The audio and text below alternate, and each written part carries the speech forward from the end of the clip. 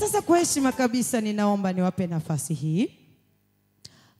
Kama mwenyekiti wa kamati yupo, ataingia moja kwa moja kwenye utambulisho ili tuweze kujua kwamba tunaendelea na shughuli au hatuendelee, kwa sababu nyinyi ni watu wa muhimu sana sana sana sana.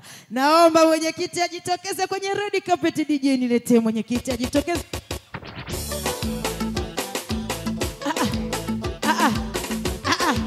Wapi Madam Nunu? We Nunu.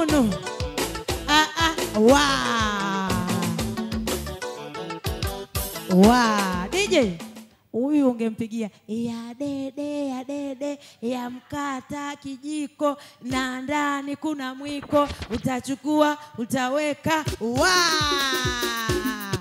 Jamani, raha siyo raha. Safi kabisa. Kwa heshima naomba nikupe kipaza sauti.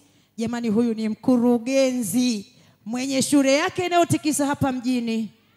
Japo hajaniambia nieleze haya, lakini ninafahamu ni miongoni mwa wanawake ambao ni watarajiwa, ni wanawake ambao wananyatia Mbona sasa mnaniangalia kwa husuda?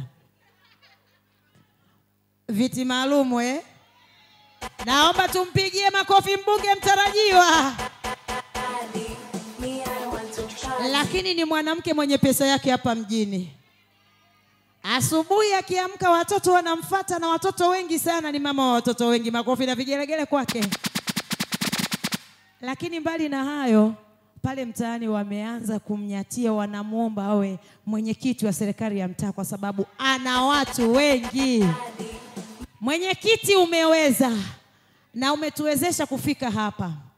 Jamani, mimi huwa sio MC mashamsham, huaga siongei sana, ila nina sababu za kuongea leo. Karibu.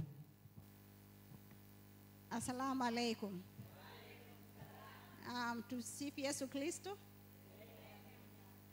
Kwa niaba ya familia ya Kayugwa, napenda kuwakaribisha wageni wetu wote. Tunashukuru sana mmejumuika nasi katika kusherekea katika shughuli ya watoto wetu. Kwa hiyo nawaomba muwe huru, muwe free wa other language.